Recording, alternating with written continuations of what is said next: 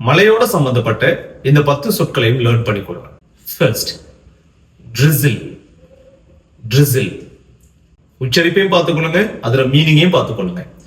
drizzle என்று சொன்னா மழை தூறல் இருக்கு தானே, கொஞ்சமா பெய்து கொண்டிருக்கும். அப்படி அந்த மழை தூறலை இங்கிலீஷ்ல drizzle என்று சொல்லுவோம்.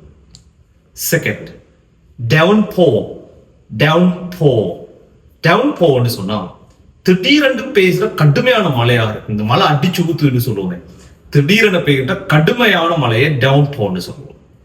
Third, puddle. puddle. puddle. puddle சொன்னா மலைக்குட்டைன்னு சொல்லுவோமே, மழை காலத்துல சில பள்ளங்குழிகளுக்குள்ள தேங்கி நிற்கும் தண்ணீர், இந்த மலைக்குட்டைகள், அத puddle அப்படின்னு சொல்லுவோம். Fourth, dew. dew. dewன்னா பனித்துளியை இங்கிலீஷ்ல dew என்று சொல்லுவோம்.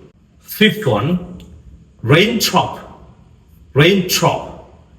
raindropன்னா மழை துளியை இங்கிலீஷ்ல raindrop என்று சொல்லுவோம். Sixth, drip. drip ன்னு சொன்னா மழை துளி ஒழுகுதல்னு சொல்லுவோம். தண்ணி ஒன்றுல இருந்து மெல்ல மெல்ல விழுந்து கொண்டிருக்குமே, அதை dripping என்று சொல்லுவோம். drip. Seventh, wet. wet. wet ன்னு சொன்னா ஈரமான. இப்போ மழையை நனைஞ்சிட்டு வரவங்களை பார்த்து சொல்லலாம், your shirt is wet. ஈரமா இருக்கு, நனைஞ்சு இருக்கு அப்படிங்கிறதுக்கு wet ன்னு சொல்லுவோம்.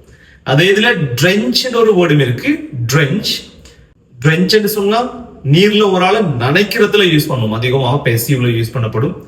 நனைத்தல் அப்படிங்கிற மீனிங்ல drench யூஸ் பண்ணப்படும், அது verb-ஆக வரும்.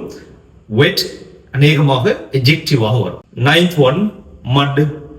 mud ன்னு சொன்னா அந்த சேருன்னு சொல்லுவோமே, சேரு சுதின்னு சொல்லுவோம், சேரு, அத மட்ன்னு சொல்லுவோம். மழை பெஞ்சதுக்கு பிறகு சில மண்கள்ல வித்தியாசமான இந்த சேரு இருக்கும், அத மட்ன்னு சொல்லுவோம். அது adjective, மடி அப்படின்னு வரும், மடி. அதே மாதிரி soggy. soggy. soggy ன்னு சொன்னா ஃபுல்லா நனைஞ்சு போய் சாஃப்ட் ஆகி இருக்கும், அது பார்க்கிறதுக்கு நல்லா இருக்காது, நமக்கு விருப்பமானதாக அது இருக்காது. அப்படி இருக்கிற டைம்ல அதை நாங்க soggy ன்னு சொல்லுவோம். ஃபார் எக்ஸாம்பிள், இப்ப நீங்க உங்களோட ஷூஸை வெளியில வைக்கிறீங்க, மழையில நனைஞ்சு போயிட்டு, இப்ப நீங்க உங்களோட ஷூஸை பாத்தீங்கன்னா மழையில நனைஞ்சி சாஃப்ட் ஆகி அன்பிளசன்ட் ஆக இருக்கு.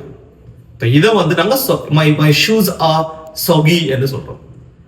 பான், பிரெட் இருக்கு தானே, பானை தண்ணியில போட்டு எடுத்தீங்கன்னா, இது தெளிவா வழங்கும் உங்களுக்கு, பானை தண்ணியில போட்டு எடுத்தீங்கன்னு சொன்னா அது சொகியா இருக்கு, எல்லாம் கம்ப்ளீட்டா வெட் ஆகி சாஃப்ட் ஆகி அன்பிளசன்ட் ஆக இருக்கு.